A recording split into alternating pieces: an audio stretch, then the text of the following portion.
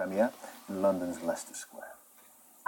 Yes, he's the big villain of the movie, and he's with me right now on the red carpet. So, first of all, Ricky, was the Muppets something, as someone who grew up with them, you thought, I cannot say no to this? That's exactly right. Yeah, I've loved the Muppets for about 30 years. I watch A Muppet Christmas Carol every year at Christmas, sometimes twice.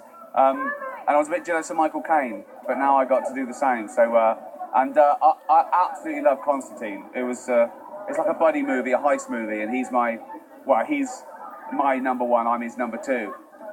But it was great. He's fantastic. He's my new favourite Muppet. He's an evil Russian frog.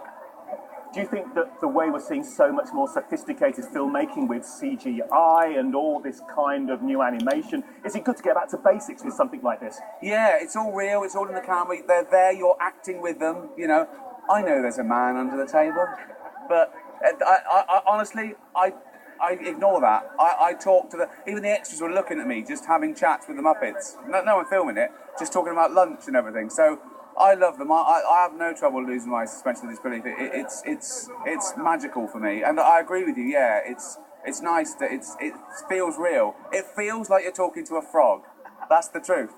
As an award-winning writer, they must get a bit nervous when you come on set about what's he going to think of the script. Do you get much chance to ad-lib? Yeah, you have to do certain things in the parameters because it takes a lot of planning. You know, there's certain things you can't do. They have to be in certain positions all the time. You know, but within a scene, you know, vocally you can play around, and we did, and they're really funny because, you know, the people who operate them, sorry kids, they're actors and comedians and smart, funny people, and they're sort of the unsung heroes of this movie, you know. But they're on screen really, you know. It's their talent. But didn't quite make it to the number one spot in the States this weekend. Disappointing. Oh, number two, isn't it? Yeah, number one comedy. That'd do. Yeah.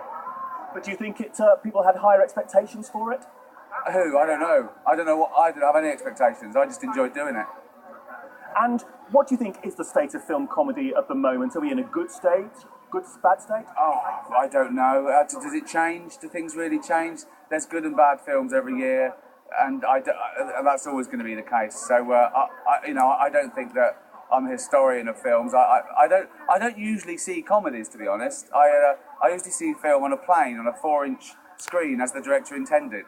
And how will you look back at your experience of being involved with the Muppets? And what would people like Jim Henson would have thought, do you think? I don't know, but I've never heard a bad word said about that guy. It's like a family you're entering when you do this movie, and it's fun and it's hard work. I look back at it really proudly that I got asked, to be honest.